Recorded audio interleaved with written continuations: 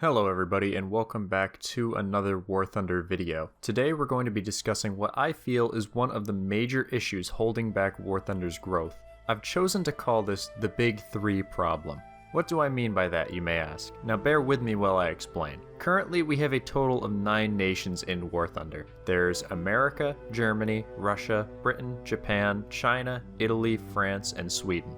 Out of these, it's no surprise that America, Germany, and Russia are by far the most popular, with Britain coming fairly close but not getting anywhere near the average player count of those on any given day. Now this in and of itself isn't really an issue, but it does cause what I've called the Big Three problem. This issue manifests itself when the devs choose to mainly focus their new content additions to these 3 nations over all the other minor nations. Now, I'm by no means saying this choice doesn't make sense, because obviously as a business you focus on what is most profitable. However, there comes a point where this is taken too far. This is perfectly illustrated by looking at the minor nations' tech trees. We'll use Japan as an example for this and compare it directly to the American tech tree. Starting right from the lowest tiers, Japan quickly develops issues with building competitive lineups. Up until 3.3, this issue isn't too severe and there's enough tanks to form a solid lineup. But when you reach the 4.0 to 6.0 range, which is where a lot of your grinding is going to happen, there are so few vehicles here that it makes it incredibly hard to have a solid impact on the games you play. I'm by no means saying that tanks like the Chi-Ri 2 or Cheetos are bad tanks, mind you. I think overall these are quite good tanks, but without a solid backing for those vehicles, you just can't be as influential in your games as other trees can. Let's take a look at the American tree of this BR range now. Right off the bat, you can see that they have a much more even spread of tanks, meaning that unlike the Japanese tech tree where you may only get 2 to 3 spawns in a top tier tank, you can easily have an entire 5.7 lineup without even needing to tack on a premium. This makes an enormous difference when you're playing for a long period of time.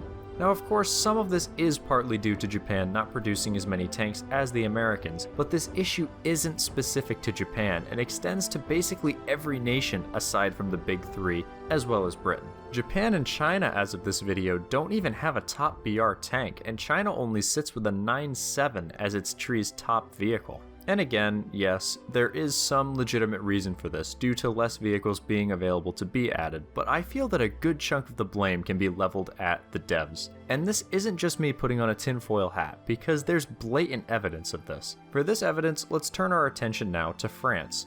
If you aren't familiar with the French tech tree, let me give you a very brief summary of how the tanks perform. Overall, from around 2.3 to 7.7, there's not too much to complain about. They have decent lineups aside from a few gaps, and decently competitive vehicles. Take a step past that range though, into 8.0 and higher, and you may as well walk directly into the gates of hell. At one point, you had to grind all the way to the very top of the tech tree just to get access to a gun stabilizer. And if you're familiar with the gameplay style at top tier, you may have just thrown up a little thinking about that, and I don't blame you. Gaijin expects players to progress through an area of the tree where stabilizers are practically a must, with non-stabilized tanks that barely even stack up to their opponents. The more astute of you may be wondering how this is evidence of Gaijin being to blame, since historically most of these tanks did in fact have no stabilizer.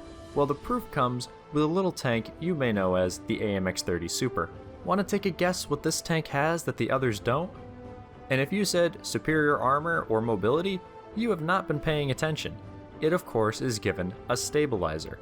I consider this to be the most blatant example of pay to win in this game. Gaijin is essentially saying to players, well, the normal French tech tree is hard to grind, so here's a $60 premium that will allow you to not just be competitive, but be better than every single tech tree tank until 9.3. This issue is the same for many of the other minor nation trees in one way or another, such as how the grind for Japanese top tier is extremely hindered by lack of tanks for its lineup. But rather than focus on adding more tanks to fill the gaps, Gaijin added a $60 premium you can buy to add another tank to your lineup. Now thankfully, with the upcoming patch, we'll be getting a few more vehicles for these trees, which will help them out a bit. But I still felt like this video had some things that needed to be said because this issue has been ongoing, and as I said at the beginning, I feel it is severely holding back War Thunder's potential to grow. Players who enjoy tanks of nations that aren't one of the fan favorites may join the game and quickly be driven away by the borderline predatory treatment of how these trees are constructed.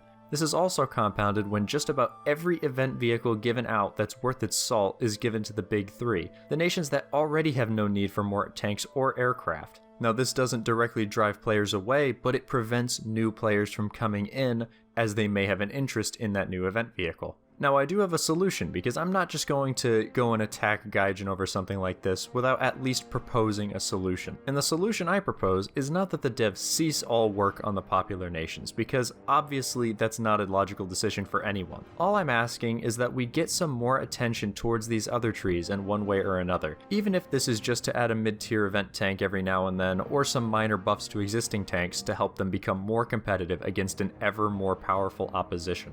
Without any focus given to these issues, Gaijin misses out on not only potential long-term player growth for these trees, but also potential revenue from premium sales. While it's true that suffering sells, they currently seem to rely almost exclusively on this, and it is an extremely dangerous way to run a game like this.